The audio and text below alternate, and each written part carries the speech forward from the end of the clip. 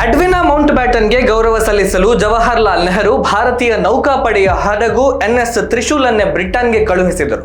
ಹೌದು, ತಮ್ಮ ಪ್ರೀತಿಯ ಎಡ್ವಿನಾ ಅವರ ಮರಣದ ಬಗ್ಗೆ ದುಃಖಿತರಾಗಿ ನೆಹರು ಭಾರತೀಯ ನೌಕಾಪಡೆಯ ಇಡೀ ಹಡಗನ್ನೇ ಕಳುಹಿಸಿದರು. ಒಂದೆಡೆ ನೇತಾಜಿ ಸುಭಾಷ್ ಚಂದ್ರ ಬೋಸ್ರಂತಹ ಹಲವಾರು ಕ್ರಾಂತಿಕಾರಿಗಳು ಭಾರತದ ಸ್ವಾತಂತ್ರ್ಯಕ್ಕಾಗಿ ಬ್ರಿಟಿಷರ ವಿರುದ್ಧ ಸಂಪೂರ್ಣ ಹೋರಾಟ ನಡೆಸ್ತಾ ಇದ್ರೆ, ಮತ್ತೊಂದು ಕಡೆ ಅಧಿಕಾರದ ಕಾರಿಡಾರ್ಗಳಲ್ಲಿ ಬೇರೆಯದೇ ಒಂದು ಕಥೆ ರೂಪುಗೊಳ್ಳುತ್ತಾ ಇತ್ತು. ಅದು ಬಹಳ ದಿನಗಳಿಂದ ಚರ್ಚೆ ಆಗ್ತಾ ಇತ್ತು. ಈ ಚರ್ಚೆಯು ನೆಹರು ಮತ್ತು ಎಡ್ವಿನಾ ಮೌಂಟ್ ಬ್ಯಾಟನ್ ಅವರ ಮೇಲೆ ಕೇಂದ್ರೀಕೃತವಾಗಿತ್ತು.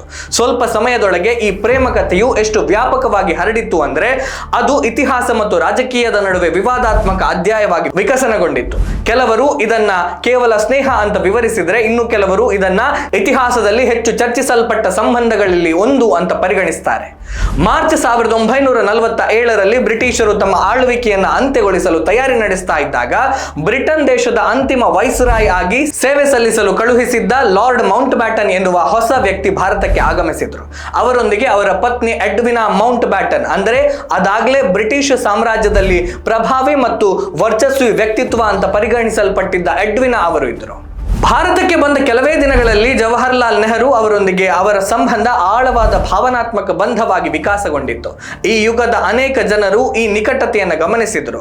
ನೆಹರು ಅವರ ಆಪ್ತ ಸಹಚರರಾದ ಮೌಲಾನಾ ಅಬ್ದುಲ್ ಕಲಾಂ ಆಜಾದ್ ಅವರು ತಮ್ಮ ಇಂಡಿಯಾ ವಿನ್ಸ್ ಫ್ರೀಡಂ ಪುಸ್ತಕದಲ್ಲಿ ನೆಹರು ಅವರು ಲೇಡಿ ಮೌಂಟ್ ಬ್ಯಾಟನ್ ಅವರಿಂದ ವಿಶೇಷವಾಗಿ ಆಕರ್ಷಿತರಾಗಿದ್ದರು ಅಂತ ಬರೆದಿದ್ದಾರೆ. ಇತಿಹಾಸಕಾರ ಸ್ಟ್ಯಾನ್ಲಿ ವೋಲ್ವರ್ಟ್ ಕೂಡ ತಮ್ಮ Nehru A tryst with destiny ಪುಸ್ತಕದಲ್ಲಿ ಇಬ್ಬರ ನಡುವೆ ಒಂದು ವಿಶಿಷ್ಟ ರೀತಿಯ ನಿಕಟತೆ ಸ್ಪಷ್ಟವಾಗಿತ್ತು ಅಂತ ಬರೆದಿದ್ದಾರೆ. ವೈಸ್ರಾಯ್ ಹೌಸ್ನ ಈಜುಕೊಳದಲ್ಲಿಯೂ ಕೂಡ ಅವರು ಒಟ್ಟಿಗೆ ಕಾಣಿಸಿಕೊಂಡರು. ಇದು ಊಹಾಪೋಹವನ್ನ ಮತ್ತಷ್ಟು ಬಲಪಡಿಸಿತ್ತು. ಲಾರ್ಡ್ ಮೌಂಟ್ ಬ್ಯಾಟನ್ ಅವರಿಗೆ ಈ ಸಂಬಂಧದ ಬಗ್ಗೆ ತಿಳಿದಿರಲಿಲ್ಲ ಎಂದೇನೂ ಇಲ್ಲ ಅಂತ ಹೇಳಲಾಗ್ತದೆ. ಯಾಕಂದ್ರೆ ಆ ಸಮಯದಲ್ಲಿ ಅವರ ಮದುವೆಯನ್ನ ಮುಕ್ತ ಮದುವೆ ಅಂತ ಪರಿಗಣಿಸಲಾಗ್ತದೆ. ಎಡ್ವಿನಾ ಅವರ ಮಗಳು ಪಮೇಲಾ ಹಿಕ್ಸ್ ತಮ್ಮ ಡಾಟರ್ ಆಫ್ ಎಂಪೈರ್ ಪುಸ್ತಕದಲ್ಲಿ ತಮ್ಮ ತಾಯಿ ಮತ್ತು ನೆಹರು ನಡುವೆ ಆಳವಾದ ಪ್ರೀತಿಯ ಬಂಧವಿತ್ತು ಅಂತ ಬರೆದಿದ್ದಾರೆ. ನೆಹರು ಲಂಡನ್ಗೆ ಭೇಟಿ ನೀಡಿದಾಗಲೆಲ್ಲ ಅವರು ಎಡ್ವಿನಾರನ್ನ ನಿರಂತರವಾಗಿ ಭೇಟಿ ಆಗ್ತಾ ಇದ್ರು. ಫೆಬ್ರವರಿ 21, 1960ರಂದು ಎಡ್ವಿನಾ ಮೌಂಟ್ ಬ್ಯಾಟನ್ ನಿಧನರಾದಾಗ ಅವರ ಅಂತಿಮ ಇಚ್ಛೆಯಂತೆ ಬ್ರಿಟಿಷ್ ನೌಕಾ ಹಡಗು HMS ವೇಕ್ಫುಲ್ ನಿಂದ ಅವರ ಶವಪೆಟ್ಟಿಗೆಯನ್ನು ಸಮುದ್ರಕ್ಕೆ ಒಯ್ಯಲಾಯಿತು. HMS ವೇಕ್ಫುಲ್ ಜೊತೆಗೆ INS ತ್ರಿಶೂಲ್ ಹಡಗು ಕೂಡ ಜೊತೆಗೂಡಿ ಎಡ್ವಿನಾಗೆ ಪುಷ್ಪ ನಮನವನ್ನ ಸಲ್ಲಿಸಿತು. ಹಾಗಾದ್ರೆ ದೇಶದ ಪ್ರಧಾನಿಯೊಬ್ಬರು ಒಬ್ಬ ವಿದೇಶಿ ಮಹಿಳೆಗಾಗಿ ಅಂತಹ ನಿರ್ಧಾರವನ್ನ ಯಾಕೆ ತೆಗೆದುಕೊಂಡಿದ್ದಿರಬಹುದು ಅಂತ ಸ್ವಲ್ಪ ಯೋಚಿಸಿ. ಮೇ 27, 1964ರಂದು ನೆಹರು ಕೂಡ ನಿಧನರಾದರು.